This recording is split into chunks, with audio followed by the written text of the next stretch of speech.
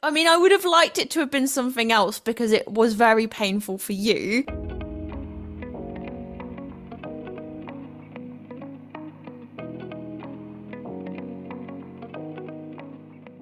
Anyway, we made it. Can you believe this is our anniversary? Yeah, no, I cannot believe that we're 1 year old. This is insane. I know it's absolutely amazing, and I've actually put more thought into this than I have with like actual anniversaries I celebrate with people on my birthday. Like I've got a bottle of wine over there, like I've got myself all cozy. I'm treating this like a little date night. It's great. I, on the other hand, have been up since 6 a.m., so this should be interesting. Did you say you've had a lot of coffee pre this episode? Yeah, I'm 90% caffeine at this point. I think I'm actually shaking from all the caffeine. I think that's a good way to prepare yourself to record a podcast. I actually remember on our very, very first attempt at recording, I had 3 glasses of wine. Actually, I think I had a whole bottle to myself just to like ease the nerves because I was so nervous. And I must say, something that's come from recording these podcast episodes, I feel so much more comfortable talking to people in general and talking about sustainability. Yeah,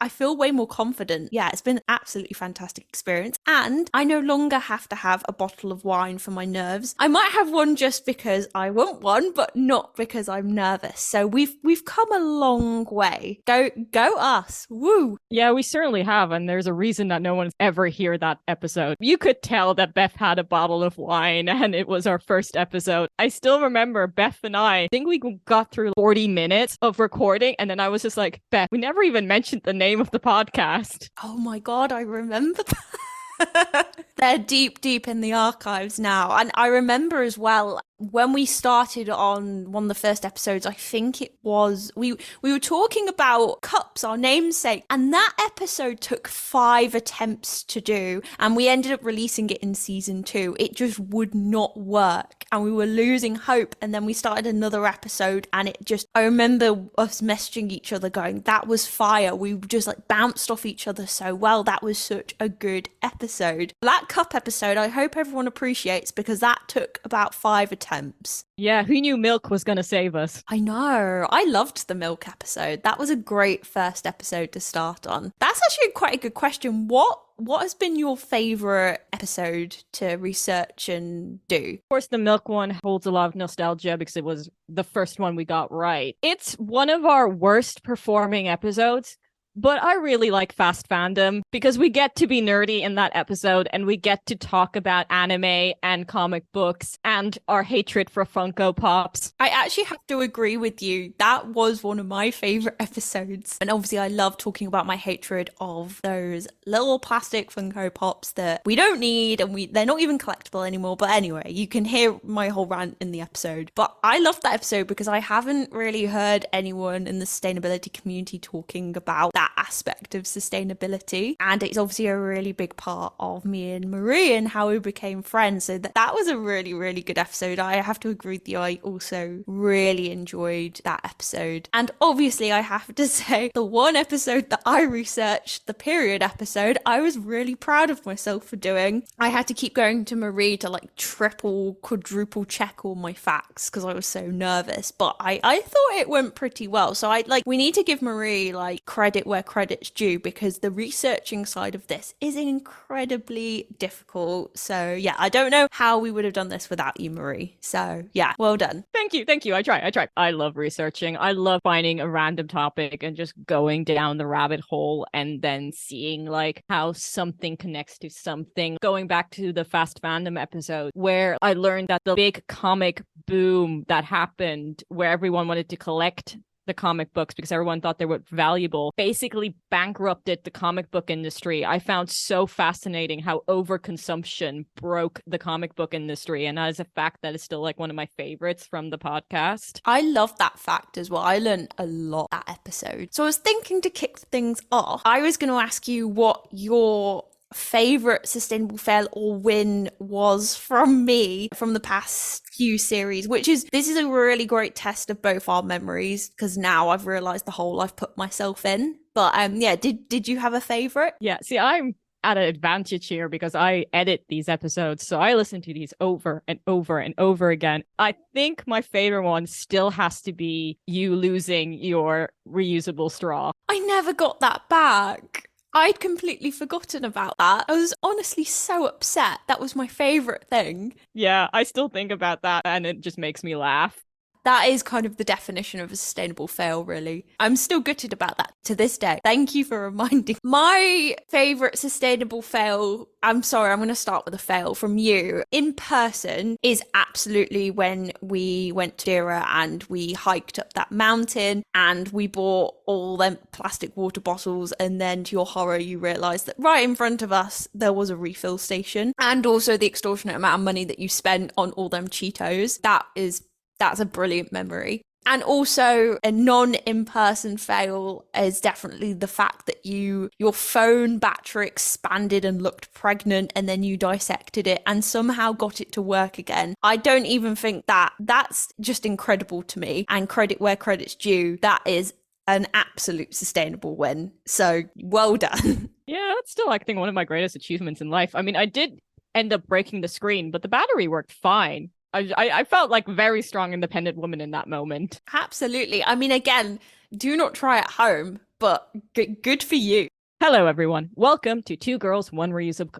I love the amount of times you've done that intro and you can't do it the first time. Every single time we try and record. Yeah, I saw this meme on Twitter the other day when it was just like when you record the intro in less than 10 takes. It's been a year and I still can't do it. Hello, everyone. Welcome to Two Girls, One Reusable Cup, your sustainable support group, where we navigate the sins and wins of living a low-waste lifestyle in your 20s. I'm Marie, and as always, I am joined by the lovely Beth.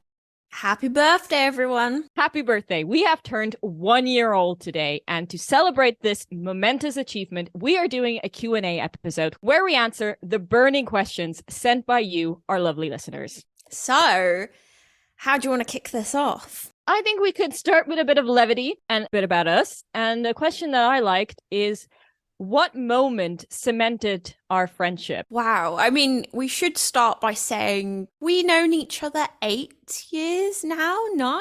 It's been a long time. Been a long time, yeah. I just want to say, it's safe to say it's a trauma bond because Beth and I were flatmates and we certainly had a very interesting time living in that flat. I think you can look back at it now and you're like, these make such good stories. But the time it was just, I think we'd look at each other and go, is this really happening? What is this? It was one of the best years of my life. Can I just say it was so funny. Oh, it was hilarious. But I think for me, the moment that stands out to me is you having to take me to A&E when I sliced my face open. Have we not told this story before?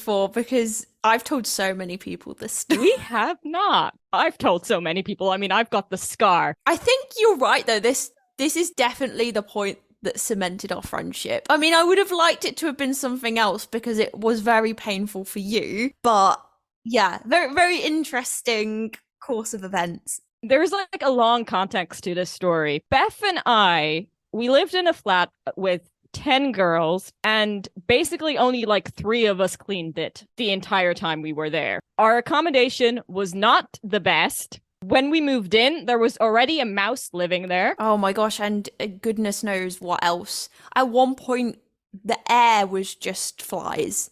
By the way, this is not a reflection on me and Marie and how clean and tidy we are, because we were 2 of the 3 that did clean. And the fact that no one cleaned resulted in this humongous fly infestation. And to add another layer to this story, we also lived with someone who was, I'm not going to name them by name, but was 31 and had a habit of frying whole chickens in a wok. I can still smell like the greasy chicken every now and again. I can still see the image.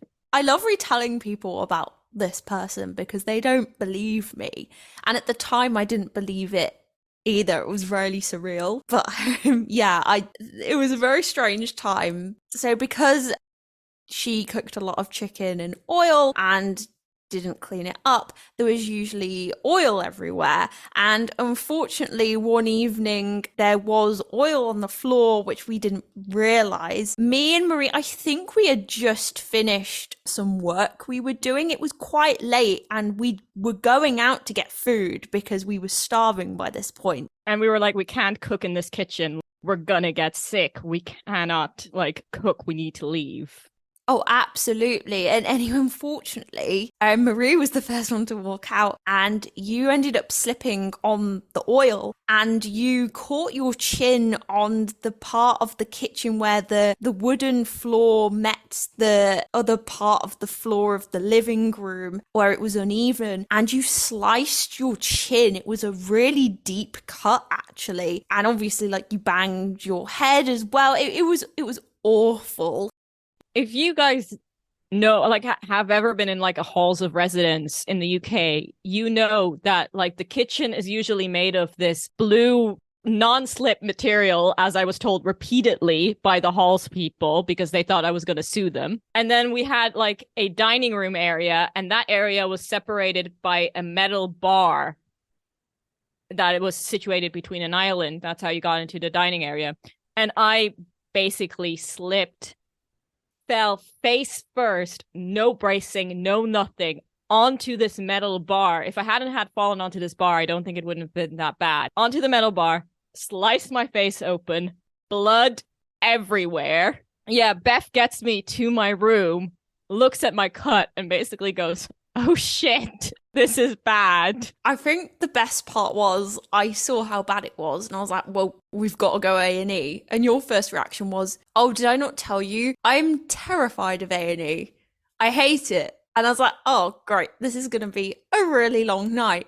Where we lived, there was like a nightly check-in where a security guard would check in every single night to see if we were okay, still alive, still breathing. In this case, we were alive, but we weren't okay. And yeah, Beth had the foresight to call him and ask him, like, because, I mean, we were quite far from the hospital and like there was no way I was going to get to A&E with me dripping blood all over the place. So he like basically shoved us in his car and drove us to A&E. And I still remember it was a really nice car.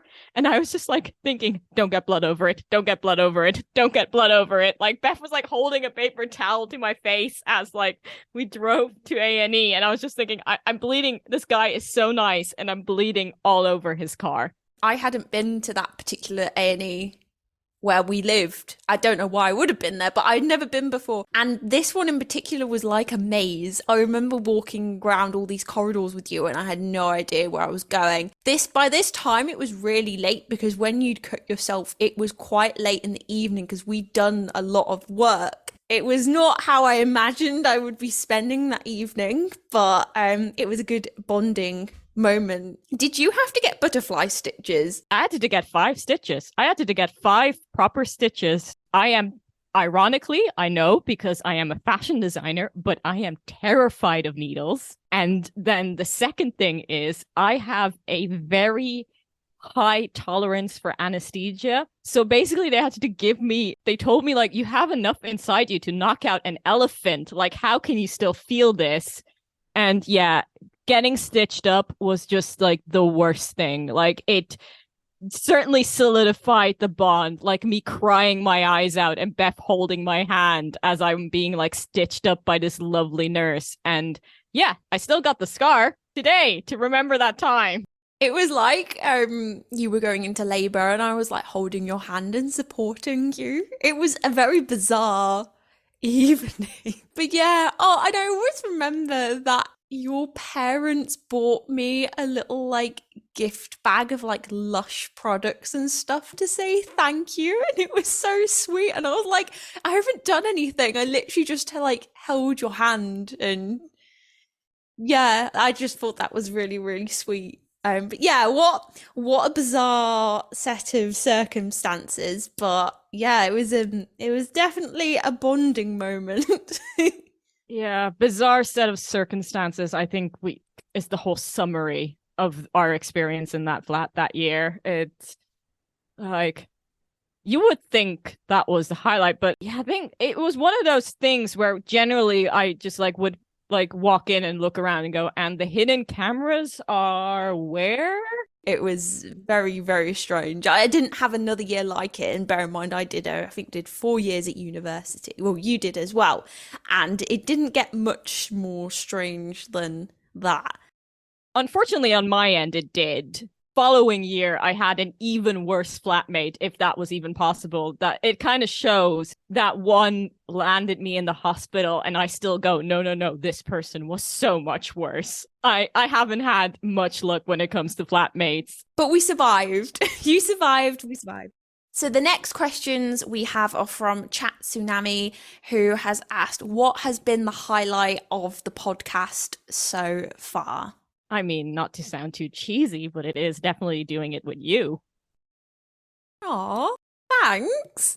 That is so, so sweet. I must say that I completely agree. A lot of the feedback and comments we've got on the podcast is our dynamic and how much we bounce off each other. And honestly, this is what me and Maria like, and this is how we chat to each other. So it's nice that other people kind of feel our energy just from listening to us. But yeah, it's been an absolute delight to do the podcast, Marie. I've learned so much, I've laughed so much, and I think it's really interesting that we are slightly different, but we're also very similar as well. We've had similar experiences. Yeah, it's that you are definitely the highlight of the podcast. Absolutely.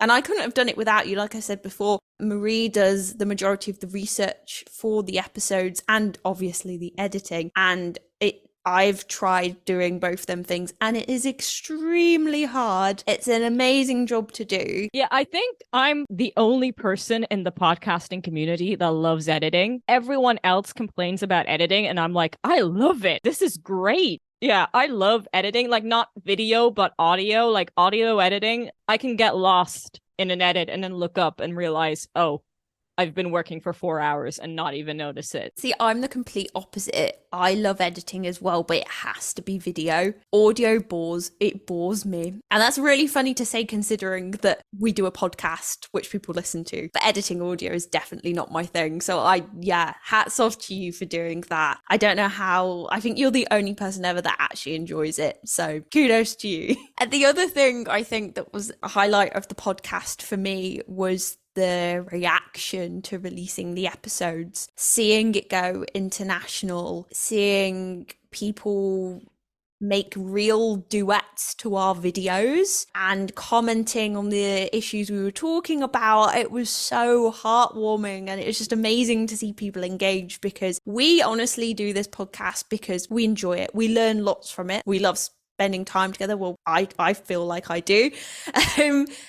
And yeah, we didn't expect any sort of reaction. We do this for our own sanity, mainly. So it was lovely seeing people tune in and engage with the topics. I've honestly been absolutely blown away by that.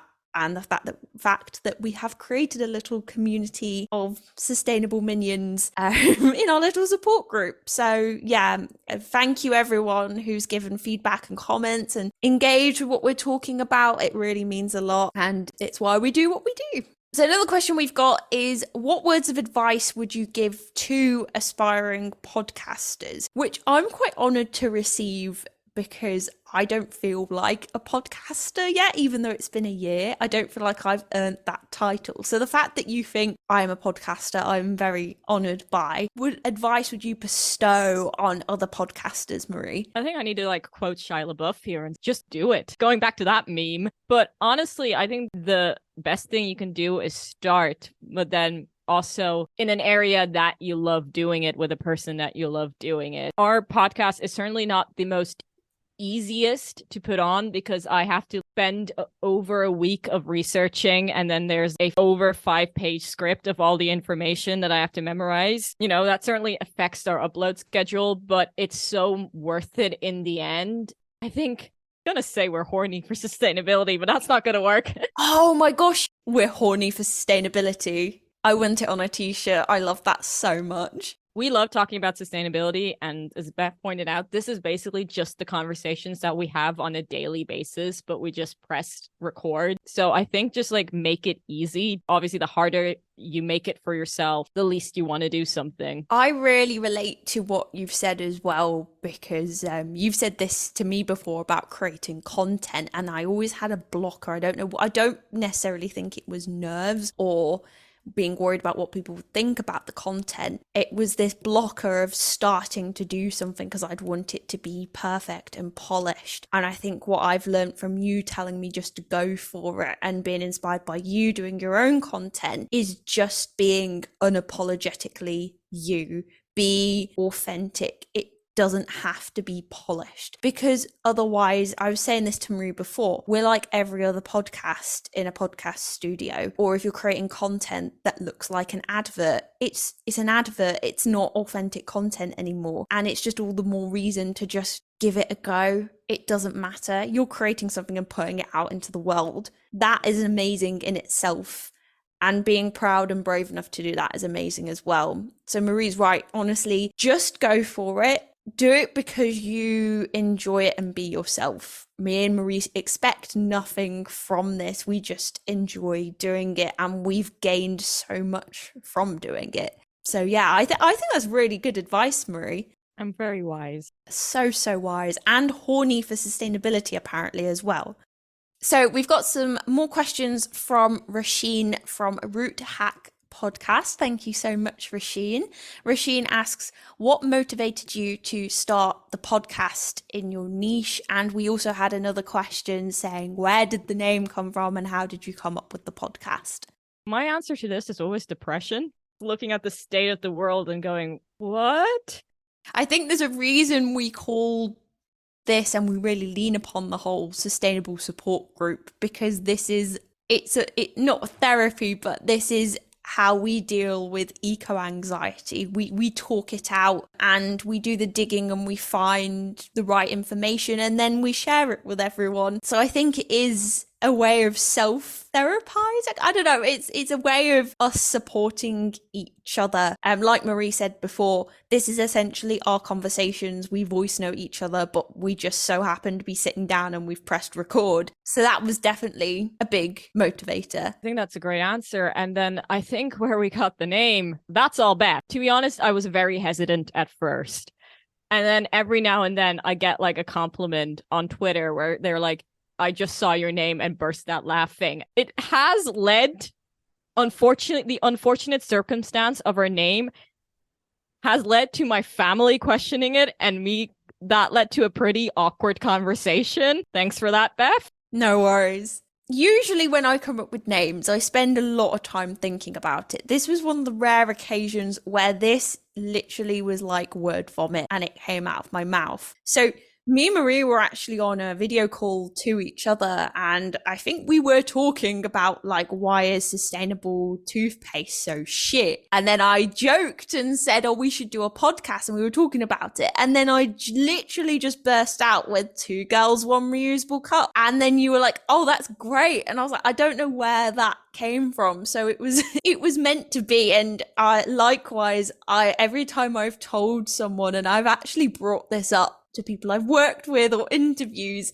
and people immediately get it and they laugh, and that is so worth it. One of the many problems with the name is trying to get it to rank on Google search is very difficult, because we are competing with a lot of other references, which I'm not sure whether I will go into. If you know, you know. That reference aside, I think it also really kind of plays into the whole sustainable living being difficult. There's 2 of us and only 1 reusable cup.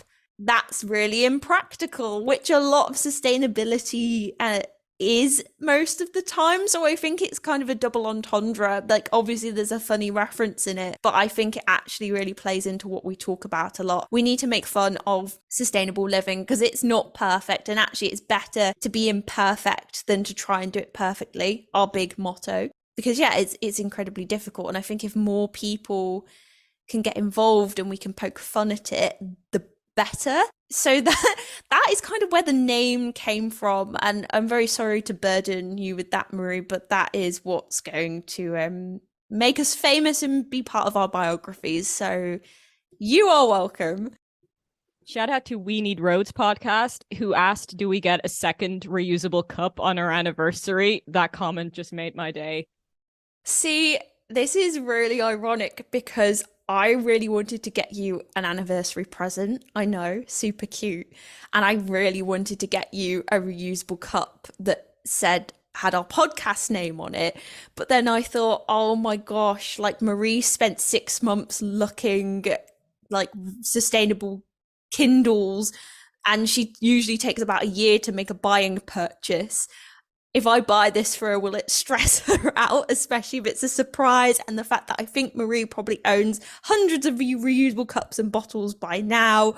I don't know if I want to give her that stress for the sake of a podcast cup. We'll see if there's a demand for it. I kind of want one, I'm not going to lie, but also it's stressing me out because I also have hundreds of reusable cups and bottles. I'm just listening to that. I'm just like, you get me. You're like the only person in the world who gets me. It was stressing me out thinking about it because I planned it all in my head. I nearly like went on my computer to design it, and then I was like, Marie will hate this. I would appreciate it, but yeah, I'm a difficult person to buy gifts for because I overanalyze and overthink everything, and I'm then just gonna go like see something. I'm like, where the fuck is this gonna go now? I get you. That's why we're co-hosts.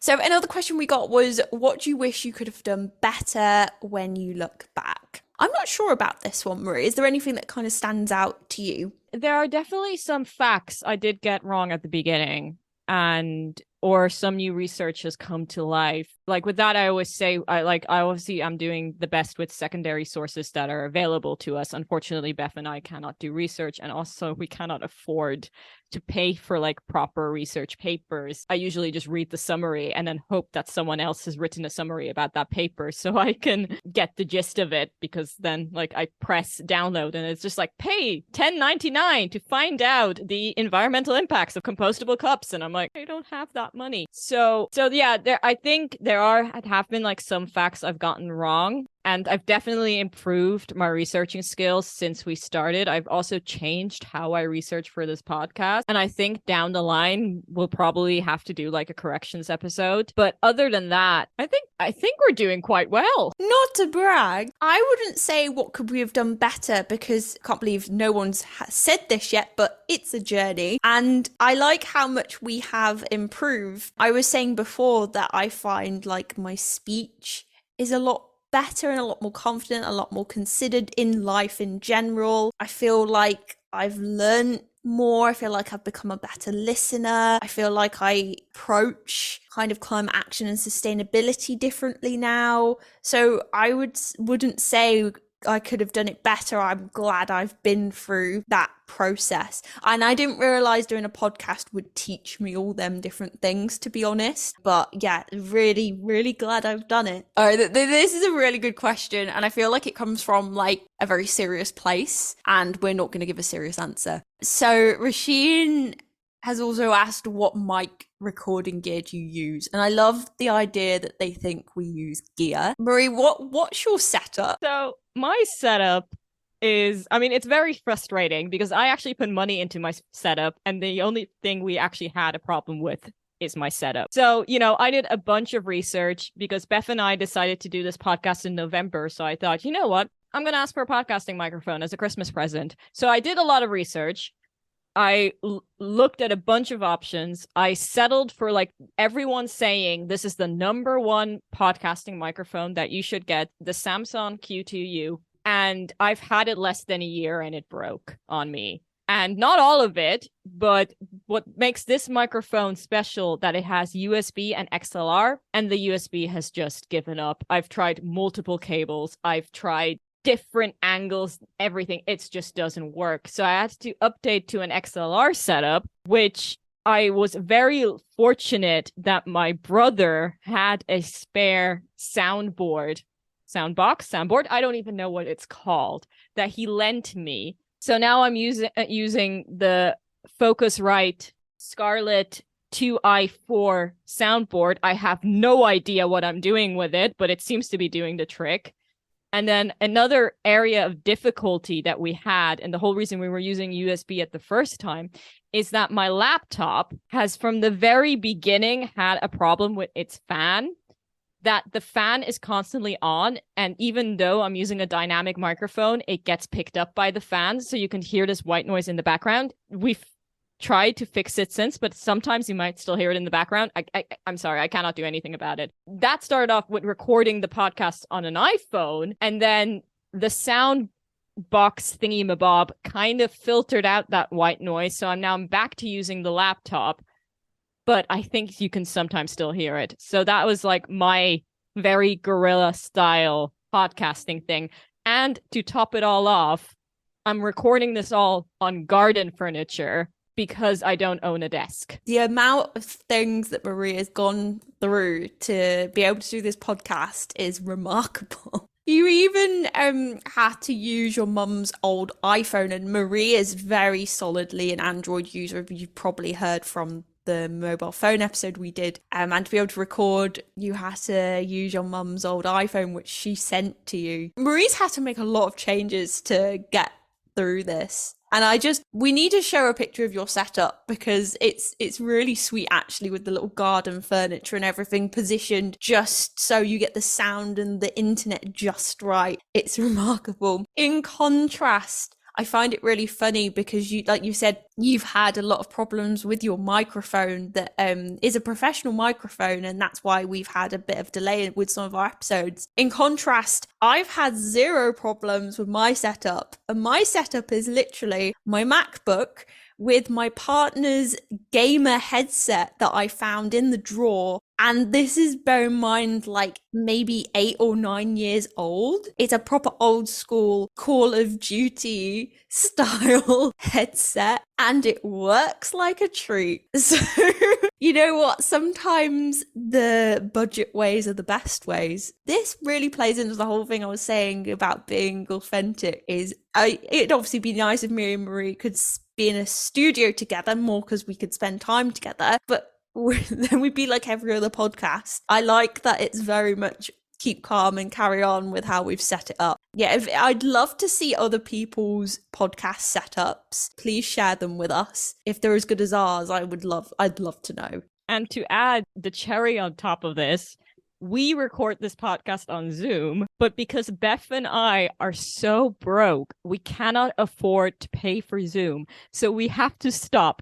every 40 minutes and call each other back because Zoom kicks us off. And now today we have just discovered that Zoom has introduced a 9-minute cooldown. So now we have to wait an additional 9 minutes to continue recording. And this is one of the main reasons we haven't had guests on, because I just cannot have a guest on in this setup and go, oh, I'm really sorry, Zoom's about to kick us off, we'll call you back in 9 minutes. I love as well when it cuts off, because it always cuts us off when we're really onto something. We're having like a little monologue and we're on a roll, and then it cuts off, and then 9 minutes later we're like, I forgot what I was saying. It's kind of like I don't know if we've mentioned this before, but when I went to see Marie in Portugal, we went to go see a film, I think a Marvel film, and it was getting to a really good dark bit. And in Portugal, the films, when it's the intermission, just end. They just cut in the middle of the film. There's no bit where you're like, oh, I can understand it having a break here. It just cuts in the middle of it being really dark. And that's how it feels when we do Zoom. So I really applaud you guys asking us for advice on being podcasters, but I'm really sorry that our response is it's very low budget and we're trying our best. Luke from the Nerdstalgic podcast asks, and I really like this question. My question is, if you could, what is the one topic you'd love to cover, but no, if you did, no one would listen, but you'd enjoy covering it anyway. Now, he follows this up by saying, for me, it's all the Scooby-Doo animated movies. And I strongly encouraged him that that is completely false because I love the Scooby-Doo animated movies. I think it's something we bonded on. I was going to say I would love to do a podcast episode on the Scooby-Doo animated movies. They hold a special place in both our hearts. Luke, if you're listening, if you do that episode, we would love to be on the episode. I have a lot of thoughts about the animated movies. Actually, that's a good question. What's your favorite one, Marie? I think mine's Zombie Island, or is it Cyberspace? What was the Cyber Chase? Cyber Chase. That Cyber Chase is my favorite one. This is why we're friends, because it's the exact same answer for me. Zombie Island because it's iconic, but Cyber Chase for the pure nostalgia. A Witch's Ghost terrified me. That witch still gives me nightmares. Oh my gosh, when he gets sucked into the book. Terrifying. Absolutely terrifying. But that is the movie that introduces the Hex Girls, so it's also iconic. The Hex Girls. Oh, that's a brilliant cosplay idea, by the way. But the earlier Scooby-Doo movies were very dark. Like, they still... Like, Zombie Island was terrifying when they all, like, turned into zombies.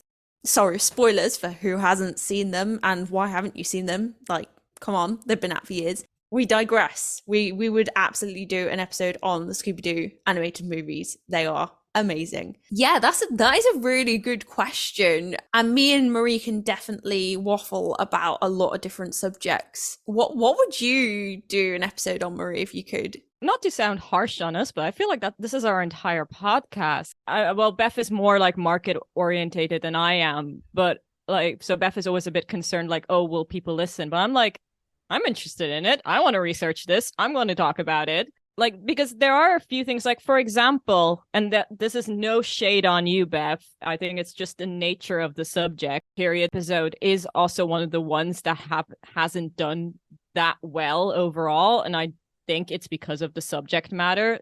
Periods make people uncomfortable. Yeah, that makes a lot of sense. But I still want to do a follow-up, and there are still like a lot of areas. For example, there is also like a lot of areas such as we did talk about this, and it is on the list, is sustainable sex and sustainable sex toys, because I think it is something that we should talk about. Like, we're trying to talk about all aspects of life and how it comes into contact with sustainability. And it is a point of life, an important part of life. I think we should definitely do an episode on it. And actually, I think this doesn't really answer Luke's question, because I think people would listen to that. Absolutely. Well, given that the majority of our listeners are currently our family, I think that's when we will lose a lot of our listenerships if we currently do it. I think for me, because I love pop culture, I wanted to do episodes where we dissect films and TV shows and look at how sustainable they are. And actually, cartoons are funny because they always wear the same outfit. So cartoon characters ultimately, by nature, are very sustainable because they are the outfit rewearers. But yeah, great question, Luke. That's great. While we're on the topic of nerdiness, and we've spoken about how Fast Fandom favorite episodes to record, what's your favorite anime? Oh, good question. I've got some recent favorites. Spy X Family, which will probably be no surprise to anyone, is absolutely fantastic. I think it's really refreshing to see that kind of anime. Essentially, if no one's watched it, essentially for people who haven't watched it, it's an anime about a spy who has to create a fake family for the mission he's doing. So he has a fake wife and adopts a child, but he doesn't, and they don't know he's a spy, but what he doesn't know is the wife is an assassin and the child can read minds. And that sounds really bizarre, but it works, and it's absolutely fantastic. I would definitely recommend it. But I'm very much a Shogo girl at heart. Shogo is very much the romance genre, so I would have to say Fruits Basket. I think it's such a sweet anime about the Zodiac. Yeah, but I have many, many more, as Marie will probably tell you. Marie, I think I know the answer to this, but what is your favorite anime? So I'm quite behind on anime just because no money. Spy X Family has been on my list forever, and I keep staring at the mangas thinking like, did I read that in Portuguese? So I really want to see that, but I'm quite old school. My all-time favorite anime is an anime called Nana. That anime is my heart. I cosplay Nana now on multiple occasions. She is one of my all-time favorite characters, and it's beautifully animated. I love the animation style to the point that when I was applying to university, I copied it for my fashion illustrations. Just love the artwork. I love the story. Slice of life is my bread and butter. So another one that is kind of up on the same level, but it's slightly, Nana is pushed slightly more above just because this one hits a little closer to home, and that is Paradise Kiss. And I think it's actually by the same people, or at least like the same artists, because once again, I love the art of Paradise Kiss, and the fact that it's about fashion and creating your degree show, which is only why I only watch it when I really do need motivation. But also the main character, George, I relate to him so much, especially the ending to his story arc. Both of those are like a little bit depressing with their slice of life. So just to add a bit of fun to it, of course, Ouran High School Host Club is like my go-to when I need just a laugh. We've told the story on Fast Fandom before, but that is the only noise complaint me and Beth ever got, is when we were watching Ouran High School Host Club in the kitchen and we were being too loud because it was the beach episode. That episode is just chef's kiss of an episode. I'm a Kyoyo girly as well, so it's just, I love that episode so much. I feel like we need to do a separate podcast. Yeah, there aren't that many podcasts about anime out there. Let's go back to sustainability. Which sustainable icons do you look up to?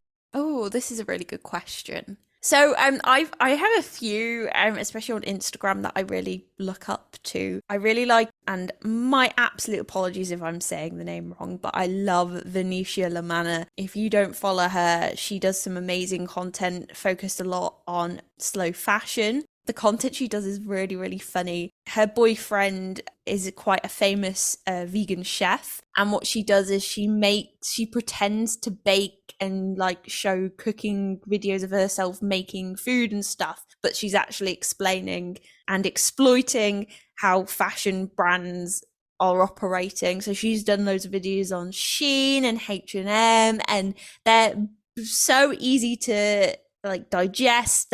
They are brilliant. I would definitely recommend looking at her stuff. I think she makes sustainable fashion really interesting, and the issues that surround fashion in general really easy to understand. So I definitely look up to her in terms of making the content more fun. How about you, Marie? Who do you look up to? Because of course my failed attempts in this area, I follow a lot of journalists, and there are a lot of journalists out there that I admire. Like George Morbit is one. When every time he writes an article for The Guardian, I am there. Like, I'm just like, what has he to say? Like, and like, I really enjoy following him on Twitter. Dana Thomas is another one of mine. Her book Fashionopolis is just the Bible. When it comes to learning about the plague of fast fashion and how to move out from it, it's the number one that I always recommend. Shout out to Colm O'Regan, who wrote a hilarious book called A Hypocrite's Guide to Saving the Planet. And I'm really sorry, Beth, but I will have to change my answer from before, because I said a highlight of this podcast was doing it with you. But honestly, the highlight of the podcast was when Colm O'Regan tweeted and commented on the post and on the review that I wrote about his book. That just made my day, and also just shows like how nice the Irish people are. But I genuinely screamed when I saw his comment on, I think, both Instagram and Twitter. He made an effort to retweet us and comment, which I thought was just really sweet. And the book itself is brilliant. To be fair, I thought that was really, really cool that he did that. And I also kind of had a little fangirl moment for you as well. Those are some really, really good answers, actually.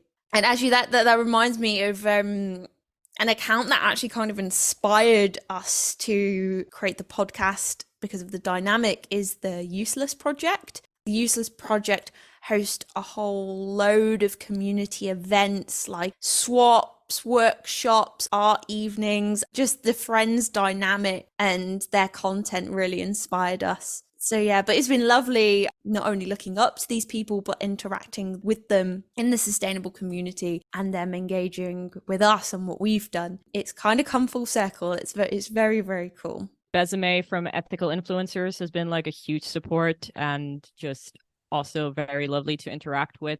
Aja Barbara is another one who wrote Consumed, which is also another fantastic book, and she's really great on Instagram. I'm pretty sure, unfortunately, she's now left Twitter, but she was also really fun to just banter with. Interacting with her and talking with her on Twitter has also been a highlight because I'm just like, oh my god, you are my idol, and you actually saw what I said and given me advice on this topic, and it's just brilliant. These are our celebrities, basically. This one's a kind of a heavy question. People who know me probably already know the answer to this. Best and worst thing about the climate movement? I'd say I'd echo what we've kind of just said about there's a really lovely community surrounding sustainability and climate action. But on the flip side, I find that some parts of this community can alienate people. And I think the last thing we want with climate action is to divide people. It's about collective action, and we want as many people to be involved and feel like they can be involved as possible, because at the end of the day, this is a problem that faces all of us and we all have a responsibility. And I can find that sometimes people feel like they can't be part of the climate movement or have access to it or feel put off by it. And the media certainly doesn't help with this. So I think that is one of the worst things about the climate movement, is it's its own worst enemy. And I think if you are looking at climate communication, I think you really need to think about what you're saying and doing and think, am I alienating people, or does everyone have access to what I'm saying and recommending? I think it's really important to think about being inclusive in this movement. No, I pretty much agree with you. I think one thing I think it's ironic, I've been like actively part of the climate movement for like, I think the past 5 years now. And what I think is very interesting is that no one can agree. And it's like we're all working towards the same goal, but there's so much discourse among the community of how we should do something or why we should do something that no one, or what's more important. And we're just like, I've seen people like basically arguing about themselves. And I'm just like, we're all here for the same purpose. And we're all here because we want to stop this global catastrophe. So we need to stop arguing amongst ourselves. There are a few things that I've seen that I personally do not agree with. I've been very clear of how I feel about stunt protesting in the past. But then I do admit that it does have its place. And once again, we are working towards the same goal. This is really weird, but sometimes I do spend some time, like I always take inspiration from all areas, and I sometimes find myself on like parenting advice channels when I'm doom scrolling. And one thing that I found really interesting about a content creator who says like, what happens when you and your husband can't agree on something when it comes to raising children? And she said, we make peanut butter and jelly. So what basically she says, the way I make peanut butter jelly is different to how my husband makes a peanut butter and jelly sandwich. However, in the end, it's the same outcome. It's the same result. It's a sandwich. That's how I approach the climate movement. It doesn't matter how we get there. We just need to get there. And arguing amongst ourselves is pointless because we are losing focus and we are losing sight what is important, basically. We just need to make that peanut butter and jelly sandwich. As long as we respect each other, I think that is the most important thing. And that's when things go really haywire, when respect goes completely out the window. There are some people people in the climate movement I really do not agree with. And there are some people, sometimes a person that I usually agree with says something that I completely don't agree with. But that doesn't mean like, oh no, now I'm not listening to their opinion ever again. It's more like, okay, I can see where you're coming from, but have you thought of this perspective instead of that perspective? I agree with you, the negative side, but then it does translate to the community element of it. And one thing, and that this was our advice in our eco-anxiety episode, is that when eco-anxiety gets too much, the best thing you can do is join a small little community, whether it's organizing clothing swaps or doing a beach cleanup. I love a good beach cleanup. And those can be so much fun. Just all of us working together. You're out in the sun, you're getting fresh air, and just meeting new people. Those are my takeaways. I think you're right. And it really echoes what this podcast is about. The climate movement is very serious and rightfully so. But also, I think it needs to be accessible and we all need to feel a part of it. And if that's through making it a bit more fun and to feel more like a community, I think that's what we should be doing. I know a lot of people, and especially me at the start, were put off being in the community and speaking about climate action because I don't know about you, but I was like, I'm not a perfect climate activist. Am I even an activist? I'm not vegan. I don't do this. I'm just trying my best. And once you realize that actually, if you're trying your best, that is the best thing you can do. No one is perfect. And actually, you're more relatable if you're completely honest about that. It's the best thing you can do. Yeah, we just need to try our best. I recently completed, and I've probably said this for months, but I recently completed a course on communicating climate change for effective climate action. And something that really hit me in that, it looked at the people that are at the brunt of the climate impacts now. And one of the things that they were saying was, if you have access to social media, if you have a voice, use it, because we don't have access to that. If you have a platform, use it for climate action, because that's the most important thing. And that's why I don't really have any social media. The only social media I have is for sustainability, because I'm privileged enough to have the platform, and that's what I think I should be using it for. And I'm not the perfect climate wizard, whatever we are, activist. I'm doing my best and I'm using my voice to get to that same goal that Marie said about the peanut butter and jelly sandwich. And I might go around that in my own way that people might argue is wrong or right, but we're all going for the same goal. So I think it's very important to use your voice. Check your facts, don't spread misinformation, but be unapologetically yourself and go towards that goal. Oh, I really like this question. This question reads, have you got a favorite tip or a favorite sustainable hack? So like a favorite app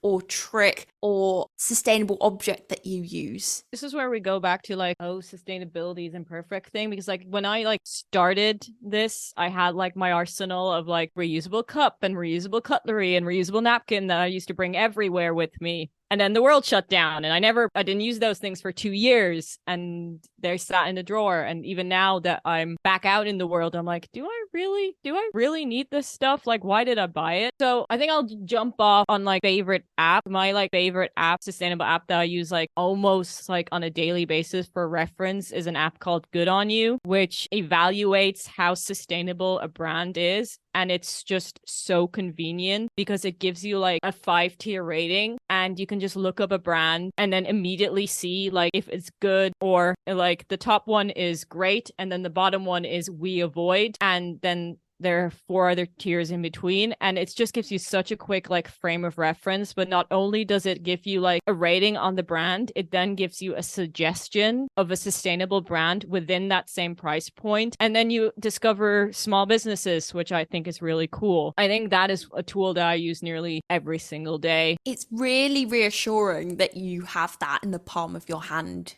as well, because as we've talked about before, especially with fashion, a lot of misinformation, a lot of greenwashing. It's nice to have the facts in front of you and you can make an informed decision on loads of different values as well. And like Marie said, it recommends alternatives as well. I also really love using Good On You, because even shopping secondhand fashion is very difficult, because yes, it's brilliant if it's secondhand, but if you kind of want to look more about where the item came from, you can look on Good On You. It's really, really good. I also have a favorite app within fashion. I've mentioned it before, but it's my favorite swap app at the moment, which is NUW, and it allows you to swap clothes. And I've seen a few clothes swap apps. I feel like this one's the most efficient and does it the most smoothly. Essentially, you upload a piece of clothing or accessory like you would with a resale app like Vinted or Depop or eBay. You get a coin for doing that, which you can then spend and take an item off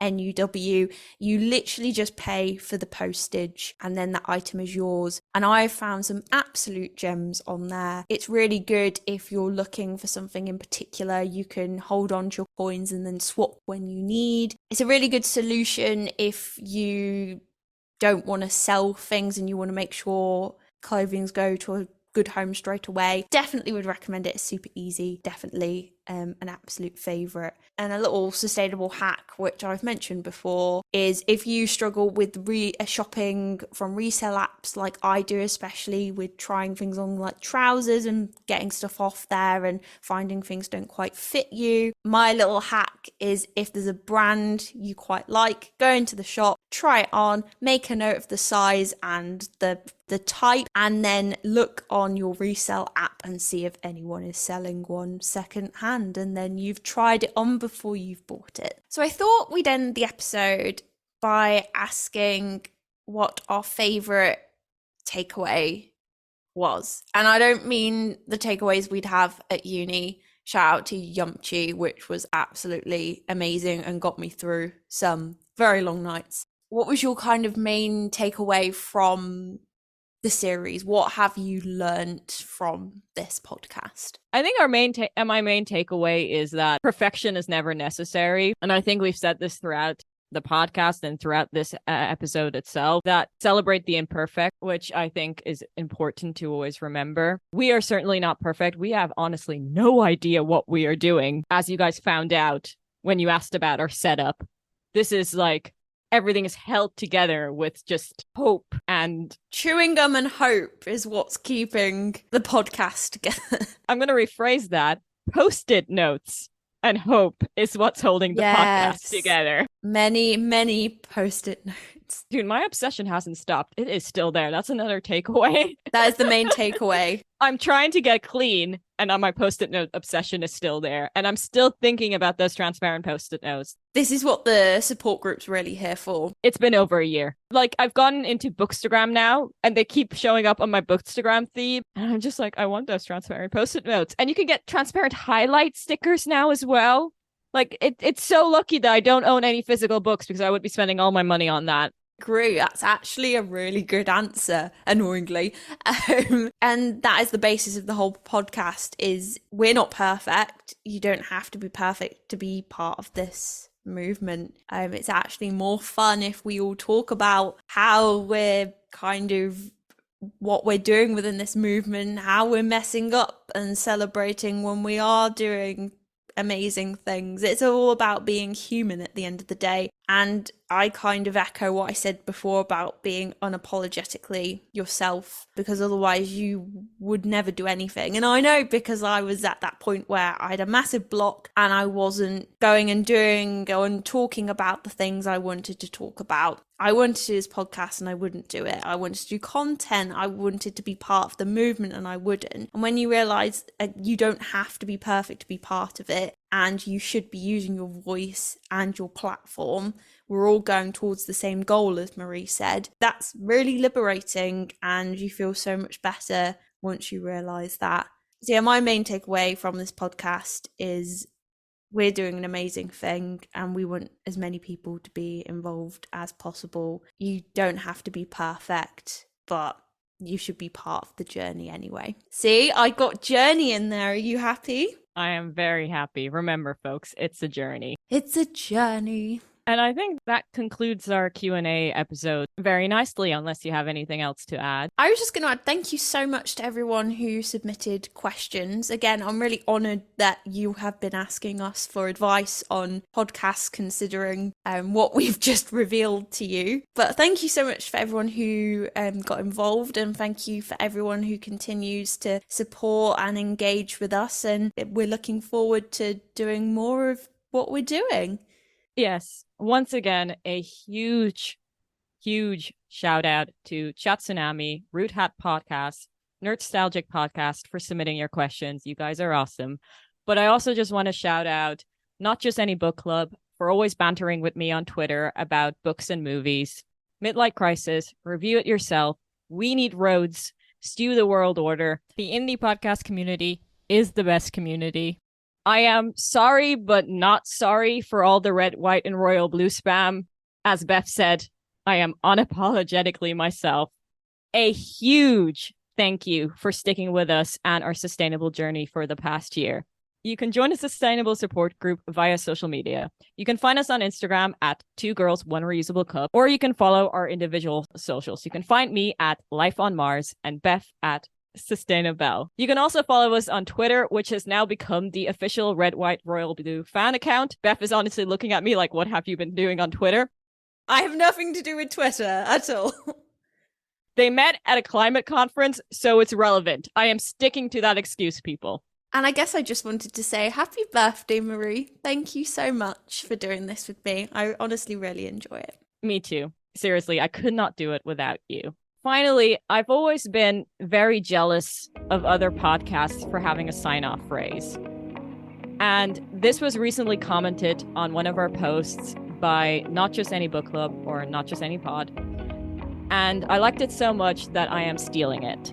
Live frugally and eco-friendly, y'all. Once again, thank you for listening. Bye.